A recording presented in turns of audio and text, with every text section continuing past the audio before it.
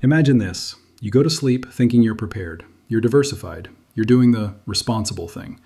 And then you wake up to a headline that changes the definition of ownership overnight. Not the price, not the tax rate, the definition. Suddenly, the thing you thought was private property is treated like a national resource, and you don't get to vote on it. You just get to deal with it. Because here's the uncomfortable reality most people don't want to say out loud. When a government decides something is strategic, that word can quietly become a lever. A lever that can move markets, rewrite rules, and put ordinary savers on the wrong side of a policy shift they never saw coming. It is Saturday, January 24th, 2026, and the exact time in New York is 9:50 p.m. Comment what time you're watching this, because timing matters more than most people realize. And real quick, I'm running a campaign to eliminate copycat channels. If you value what we do here, hit subscribe and comment, R. John AG. Now, in this video, we're going to break down why silver just got pushed into a category that changes how politicians and agencies talk about it, why the history everyone remembers is only part of the story, and what the playbook usually looks like before the public realizes the game has already started. And I'm going to challenge one of the most popular assumptions along the way, because the easiest fear to sell is the fear that sounds like history repeating perfectly. Also, check the description because I've dropped bonus links there, including a premium WhatsApp channel link and a channel membership join link. Keep that in your pocket for later, because the last part of this video is where things get practical. So let's jump in with the one sentence that should make you sit up straight. Silver being labeled strategic isn't about your coin collection. It's about supply chains, military readiness, power systems, and the kind of industrial bottlenecks that can turn into political emergencies fast. And if you think, okay, that's big picture stuff, it doesn't touch me, then you're exactly the person these stories hit hardest. Because rule changes don't start by targeting you. They start by targeting the word priority. And when priority shows up, control is usually not far behind. Now, before anybody clips a 5-second segment and pretends I'm predicting a raid tomorrow morning, breathe. I'm not here to panic you. I'm here to make sure you're not surprised. There's a difference. Surprise is expensive. Awareness is cheap. Let's talk about the ghost everyone brings up first. 1933. Most people know the basic outline. Crisis, banking chaos, a signature, and suddenly gold ownership for regular Americans was boxed in by law. And what makes that story so powerful isn't just the policy itself. It's how fast it happened, how normal it felt once it was announced, and how many people complied because the government didn't need to kick doors to get most of what it wanted. That's the lesson, not the drama, the mechanism. When a system is stressed, authorities reach for whatever can stabilize their position. Sometimes that's interest rates. Sometimes that's propaganda. Sometimes it's capital controls. And sometimes it's a legal reclassification that turns a personal asset into a public necessity. And here's where people get the story wrong in a way that matters today. They assume the next move, if it ever happens, would look exactly like the last move. Same speeches, same executive order vibe, same straightforward turn-it-in framing. I'm skeptical of that. If a modern government wanted more metal flow into official channels, there are cleaner tools now. Tools that don't create the same backlash and don't require the same obvious confrontation.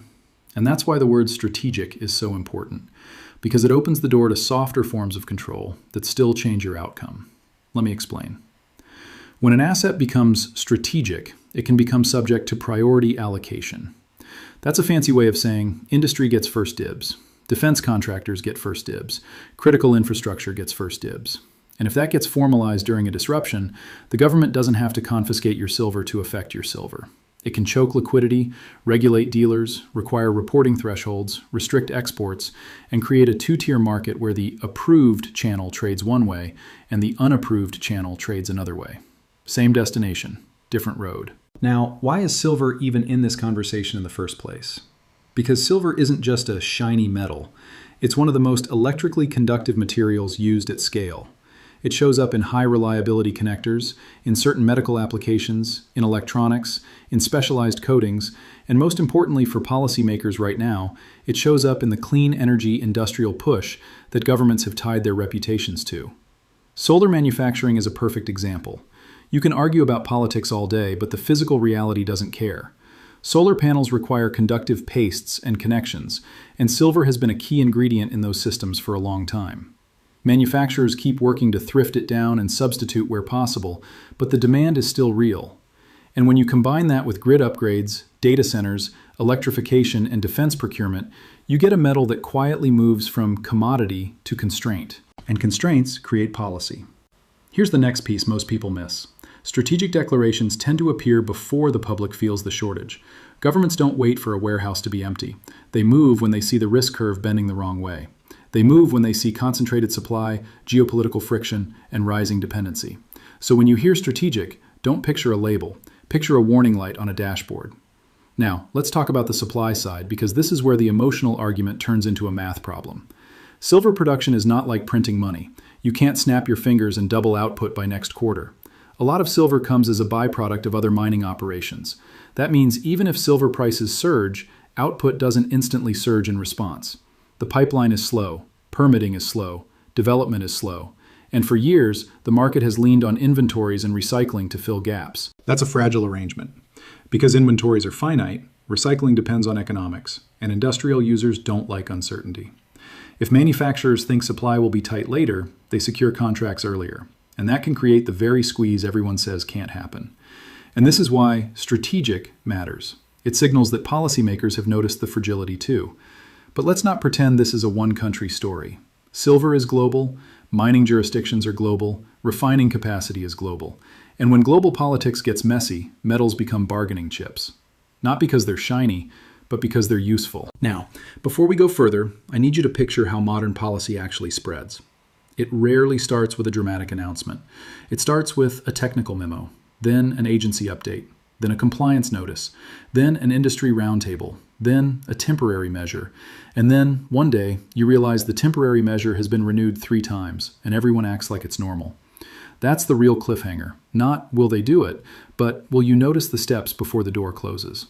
So, if we're talking about silver and potential government control, we need to separate 3 very different scenarios. Scenario 1, outright confiscation. Classic, blunt, politically explosive. It makes headlines. It creates backlash. It requires a strong justification. Scenario 2, forced mobilization of flows, meaning industry is prioritized, certain sales channels are restricted, and compliance burdens make private trading harder. This can happen quietly and can be framed as stabilization. Scenario 3, financial pressure. Taxes, reporting requirements, transaction limits, and incentives that push metal back into official channels without ever calling it confiscation. Most people only talk about scenario 1. The real world often leans on scenarios 2 and 3. And that brings us back to history, because the history lesson isn't, they did it once, so they'll do it again. The history lesson is, in crisis, the rule book becomes flexible. Now, let's address the line that's been making the rounds. Silver has been declared a strategic mineral, so your silver could be seized. Could it? Legally, governments often have broad emergency powers. Practically, it depends on political costs, enforcement feasibility, and what the government actually needs. Here's the counterpoint you won't hear enough. Seizing small private holdings is inefficient. If the goal is to feed industrial demand, the biggest levers are upstream: mining output, refining, industrial contracts, and large-scale inventories held by institutions. That's where the volume is. That's where the policy pressure goes first. So if you're picturing agents tracking down a handful of coins, that's not the likely starting point. The likely starting point is control of commercial pipelines. But, big but, individuals can still get caught in the net if the rules are written broadly. And that's what you need to understand. Even if you're not the target, you can be affected. For example, imagine a temporary requirement that major dealers must report certain purchases and sales in the name of anti-hoarding or market stability. That doesn't confiscate anything, but it changes behavior. It changes liquidity. It changes premiums. It changes who wants to transact. Imagine another measure: restrictions on exporting certain forms of silver during a supply shock. That doesn't seize your metal, but it changes the domestic market and can tighten supply. Imagine a third measure: government procurement programs that outbid the market for industrial-grade material, pulling available supply into official stockpiles. Again, not confiscation, but it can feel like it because your ability to buy at reasonable spreads disappears. And this is where the fear narrative often gets weaponized. Some people will use the word confiscation as a sales tactic. They'll try to stampede you into buying at any price, with any premium, from any source, because fear makes people rush. Don't do that. If you want to own silver, own it because it fits your plan, your risk tolerance, and your time horizon, not because someone played a dramatic soundtrack over a headline. Now, let's talk about what's actually different between the 1930s and now, because this is where the nuance matters. Back then, the monetary system and gold ownership were directly tied in a way that made a single move extremely powerful. Today, the financial system runs on digital rails. Most money lives as ledger entries, and that changes what control looks like.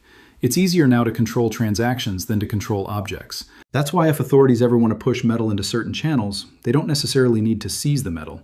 They can squeeze the on-ramps and off-ramps. Payments, reporting, tax treatment, dealer regulation, storage rules, transport rules, insurance rules. Suddenly, the easy trade becomes the hard trade, and people self-select into compliance because friction is a form of enforcement. So the question becomes, what triggers those kinds of moves? Usually it's some combination of three things. 1. A supply shock that threatens a politically important goal, like energy build-out or defense readiness. 2. A currency confidence problem that makes people run toward hard assets at scale. 3. A war or severe geopolitical break that forces governments to prioritize resources. And here's the twist. You don't need all three. You need one, with the right narrative. Now let's talk about that narrative, because narratives are the bridge between law and compliance. In the 1930s, the narrative was stabilize the system. In modern times, the narrative could be protect the grid, defend national security, accelerate clean energy, or prevent economic sabotage. The words change, the function stays the same. And the reason silver is such a perfect candidate for narrative framing is because it has a dual identity. It's both a monetary metal in the public imagination and an industrial input in the policy world. That dual identity makes it easier to justify intervention because officials can say they're not targeting savers, they're protecting critical supply. Now here's where we need to get real about the market itself, because the market is already telling you a story. Silver is notorious for volatility. It surges, it collapses, it fakes you out, it spikes on headlines, and then it drifts when people get bored. That behavior is exactly why so many people underestimate it. They see it as chaos. But chaos can be a signal. When a market is tight, it doesn't always show up as a smooth climb. It often shows up as sudden gap moves, weird premiums, delays in certain products, and frantic attention swings. The signal isn't always the spot price. Sometimes the signal is the spread between forms, the availability, the way dealers change terms. And when policy risk is added to that, the signal becomes even messier, because traders price headlines faster than fundamentals. Now, I want to hit you with a perspective shift that will keep you from getting emotionally manipulated. Ask yourself this. If the government truly needed silver urgently, what would be the fastest way to get it? Not chasing down individuals. The fastest way is to outbid and redirect, secure supply at the source, subsidize domestic refining, offer contracts to producers, create stockpiles, mandate priority allocations for key industries, and if necessary, impose temporary restrictions on certain forms of trade. Those tools exist in many countries. They're not science fiction. They're part of how industrial policy works. So the real risk isn't a dramatic confiscation event tomorrow. The real risk is a gradual shift where owning silver remains legal, but the market structure around it changes in ways that shock people who weren't watching. That's the cliffhanger you need to care about. And if you're thinking, okay, John, then what do I do? Hold that thought, because in a minute, I'm going to give you a simple framework that keeps you rational no matter which direction the headlines swing. But first, we need to address the part of the story that makes people emotional. The idea that they'll revalue it after taking it. This is where a lot of misinformation gets mixed with real history. The emotional memory is that people handed over gold at one price and then the system changed. Here's the modern version of that fear. They'll cap you, then reset. Could that happen with silver? Theoretically, governments can change monetary rules, taxation, and official pricing mechanisms for certain transactions, but the pathway matters. Silver is deeply embedded in global trade and manufacturing. Any attempt to set silver in a heavy-handed way would collide with international markets and industrial demand. So again, I'm skeptical that the future looks like a clean repeat. The future, if it gets ugly, is more likely to look like layered controls, incentives, and restrictions that push flows where authorities want them. And that brings us to the legal toolbox, because people hear emergency powers and they either dismiss it or they panic. Neither reaction helps you. Emergency powers don't guarantee confiscation. They guarantee optionality. They guarantee the government has buttons it can press when it wants speed. And when speed becomes politically valuable, those buttons get pressed. Now, without turning this into a law lecture, there are categories of authority that tend to expand during crisis. National defense prioritization, disaster response authority, international economic emergency tools, and supply chain intervention frameworks. Those categories give governments the ability to prioritize, allocate, requisition in certain contexts, and control financial flows. The important part for you is not memorizing acronyms. The important part is recognizing that the framework exists in many places, and it can be activated quickly. So what's the smart move?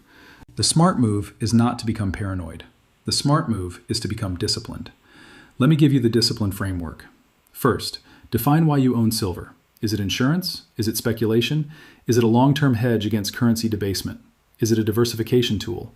If you can't answer that in one sentence, you're going to be tossed around by every headline. Second, define how you hold it. Not in a hide-it way, in a prudent, legal, risk-managed way. Secure storage, proper documentation for insurance, awareness of local rules, and an understanding that anything involving finance has compliance layers you can't ignore. Third, define your liquidity plan. If you needed to convert some of it, how would you do it? Through what channels? Under what conditions? If you don't have a plan, you'll end up selling at the worst time, usually when fear is highest and spreads are widest. Fourth, define your diversification. Metals are not a religion. They're a tool. Tools work best in a toolbox, not as the only thing you own. Now, notice what I did not say. I did not say, do this illegal trick. Because the moment you cross into how to evade, you're not being smart, you're being reckless. And reckless people get punished first when rules tighten. So keep it clean, keep it legal, keep it calm. Now let's bring in the fresh context that matters for 2026, because the world that drives these decisions is changing fast. We're in an era where governments are competing over manufacturing capacity.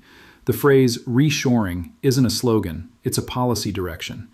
Countries want control over the inputs that power their grids, their weapons systems, their chips, and their industrial competitiveness. At the same time, the electricity demand story is changing. Data centers are expanding. AI compute is energy hungry. Grid modernization isn't optional if electrification continues. And when you build out high-tech power infrastructure, you run into materials constraints. Silver isn't the only constraint, but it's a notable one. And here's a detail people ignore. When supply chains get stressed, governments don't always solve the stress by creating more supply.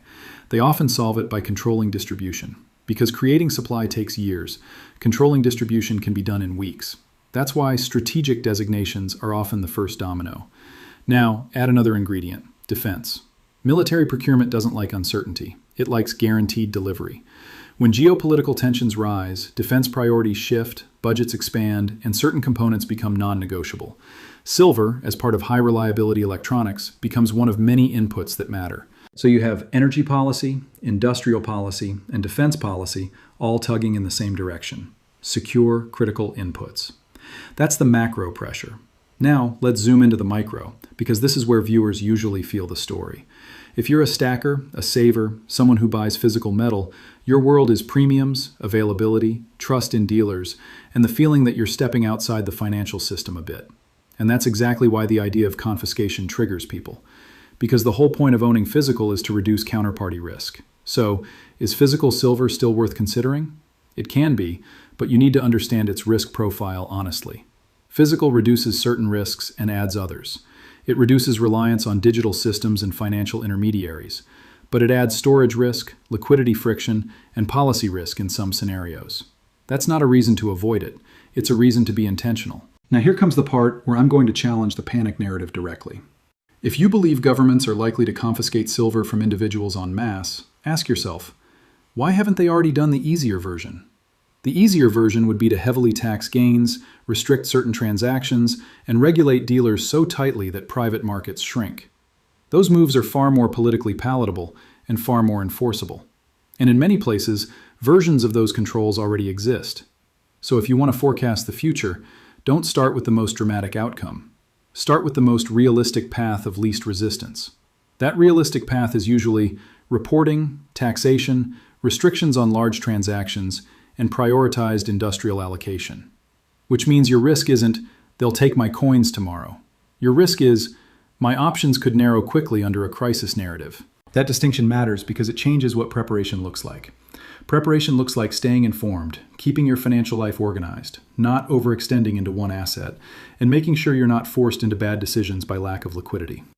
Now, let's add another layer that most channels won't discuss because it complicates the fear story: substitution and innovation. When a material becomes a bottleneck, engineers get paid to work around it. In solar, for instance, manufacturers continuously try to reduce silver usage per unit. In electronics, designers can sometimes swap materials, alter designs, or optimize for availability. It's not always easy, and it doesn't remove demand, but it can soften it. So even if demand is strong, it's not a straight line. The story is dynamic. And that's why I say be careful with absolute claims. Anyone who says silver will definitely be seized is selling certainty they don't have.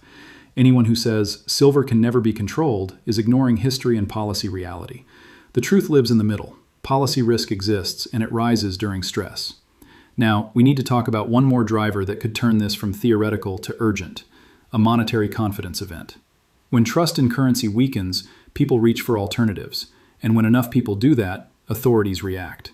Sometimes they react by tightening monetary policy, sometimes by loosening it, sometimes by restricting capital movement, and sometimes by targeting the escape valves. Physical metals can become an escape valve. If you've watched financial history, you know this rhythm: crisis, then control. The control doesn't always come first. It often comes after people start moving. So if you see a surge in demand for physical silver alongside a spike in economic stress, that's when policy attention can intensify. And here's where I want to ask you a question, because your answer tells me how people are thinking right now. Do you think the next major policy move around metals would be loud and obvious, or quiet and technical? Drop loud or quiet in the comments and tell me why. Now, I promised you practical guidance without crossing into nonsense, so here it is. If you own silver, don't build your whole strategy on one fear.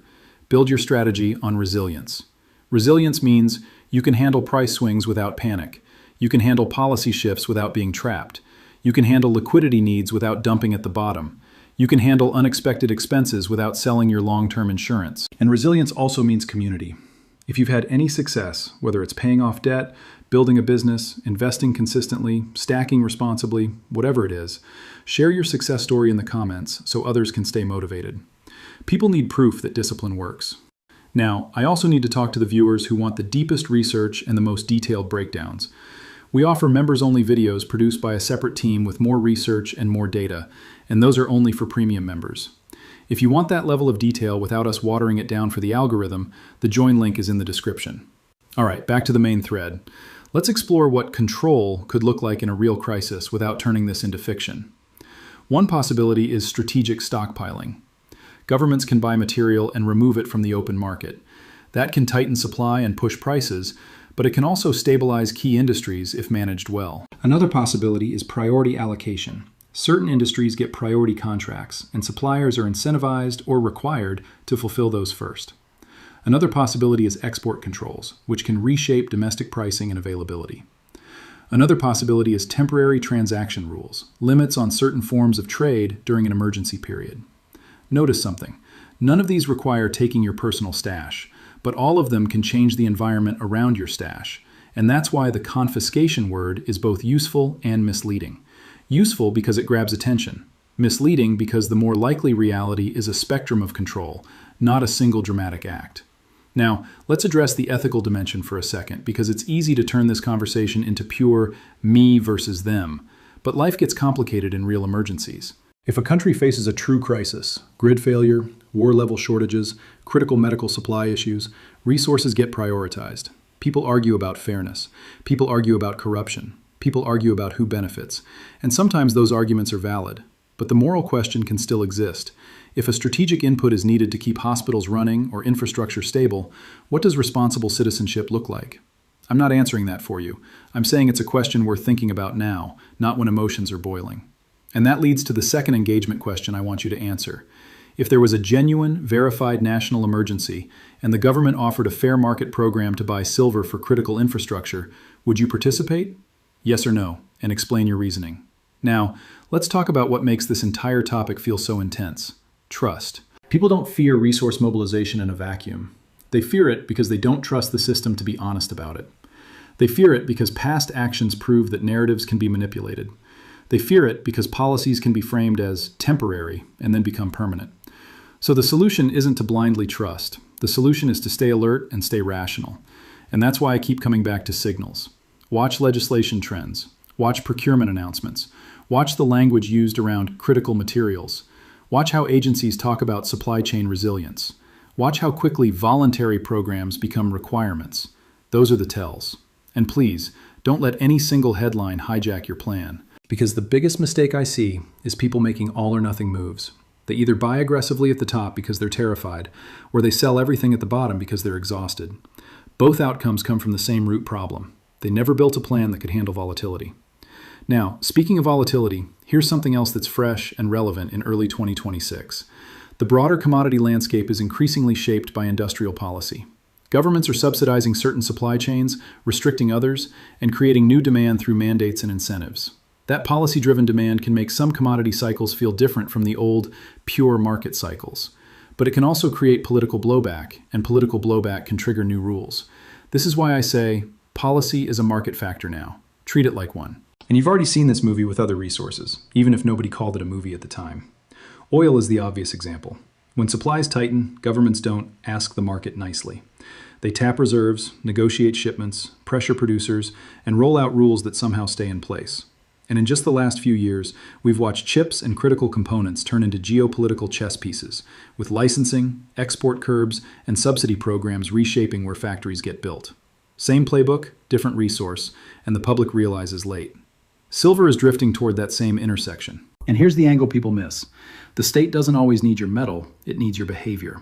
If too many households rush into physical at the same time, that's a confidence signal. And confidence is the oxygen of any currency system. So policy responses often aim to cool the rush, not empty your safe. That's why you should listen closely for anti-hoarding language, market integrity language, and proposals that sound like they're protecting consumers while quietly protecting supply chains. If you want a simple early warning system, watch for two things happening together: industrial urgency and retail frenzy.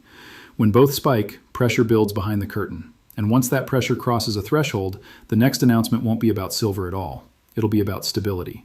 And that's when you'll wish you paid attention earlier. Now, I want to give you a short checklist of what not to do, because avoiding mistakes is often more valuable than chasing perfect predictions.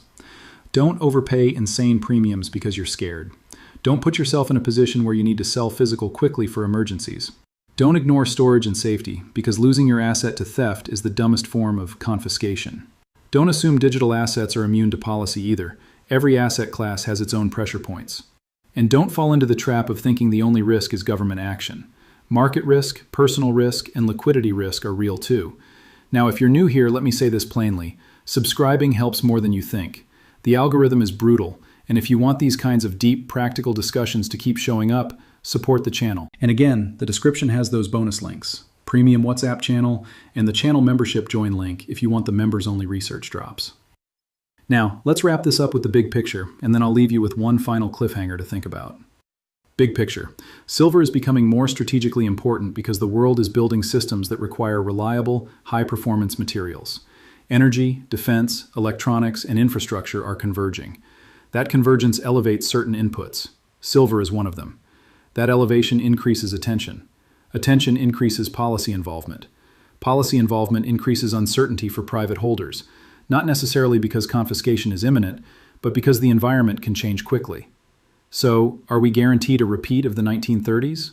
No. Are we guaranteed smooth sailing with no interventions ever?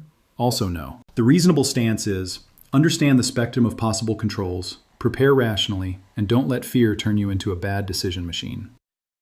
And if you've had success in building resilience, maybe you started investing, maybe you built savings, maybe you learned to avoid debt traps, share your success story in the comments so others can stay motivated. It matters more than you think. Now, here's the final cliffhanger. If the next crisis is more about energy than about banks, what assets do you think the system will prioritize first? And what assets will it try to pull back under its control? Think about that. Answer it in the comments. And if you want more breakdowns like this, subscribe, because the next video is going to connect this strategic materials trend to the bigger shift happening in currency trust and global trade. As always, this content is for educational purposes only. It reflects opinions and general information, and it is not financial, legal, or investment advice.